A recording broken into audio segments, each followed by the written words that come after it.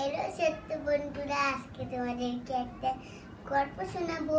এক ছিল রাখাল, সে মাঠে গরু চড়াতো, বাঁশি বাজাতো, তাও তার সময় কাটতো না। একদিন সে গাছের আড়ালে লুকিয়ে বলল, বাঘ এসেছে। পরে গ্রামবাসীরা দৌড়ে এলো। পরে মিথ্যা কথা বলায় রাখাল মজা পেল। পরে গ্রামবাসীরা রাগ করে চলে গেল। এরকম সে অনেক দিন বলল।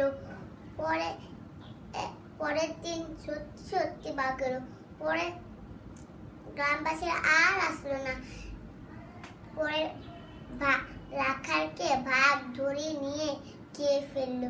পরে রাখালকে আর পাওয়া গেল না। সত্যি বন্ধুরা, তোমরাও মিথ্যা কথা বলবে না, আমিও মিথ্যা কথা বলবো না। Please like